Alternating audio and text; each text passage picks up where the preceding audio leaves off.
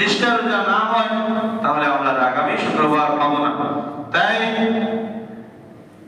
যদি এই শুক্রবার যদি রমজানুল মুবারকের শেষ শুক্রবার হয় তাহলে আমরা দোয়া করি আল্লাহ রাব্বুল আলামিন আমাদের এই রমজানুল মুবারকের শুক্রবার যেন तमाम জীবনের গুনাহ কাফারা হয়ে যায়।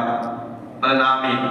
আমরা দোয়া করি আল্লাহ রাব্বুল আলামিন এই আমাদের যে ইবাদত বন্দেগীগুলো আল্লাহ রাব্বুল আলামিন কবুল করে এই রমজানুল মুবারকের কুরআনুল কারীম তিলাওয়াত, আমাদের নামাজ, ইবাদত, বন্দেগী, ইফতার সব কিছু যেন আল্লাহ রাব্বুল আলামিন কবুল করে। অনেক মানুষ অনেক ইফতার করিয়েছেন।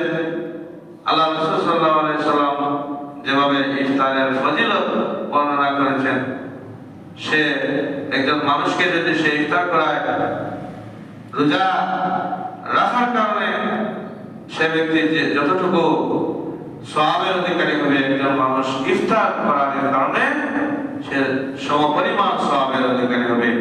যারা ইফতার করিয়েছেন আল্লাহ রাব্বুল আলামিন তাদেরকে পরিপূর্ণ সওয়াবের অধিকারী করুন, আমরা সবাই বলি আমিন। আর বাকি যে দিন রয়েছে আমরা যেন মনোযোগ সহকারে অবহেলা না করে আল্লাহ রাব্বুল আলামিনের ইবাদত বন্দেগী একাগ্র চিত্তে যেন আমরা করতে পারি। মহান আল্লাহ সুবহানাহু ওয়া তাআলা আমাদের সবাইকে তৌফিক দান করুন, আমরা সবাই বলি আমিন। ওয়া আখিরু দাওয়ানা আলহামদুলিল্লাহি রাব্বিল আলামিন।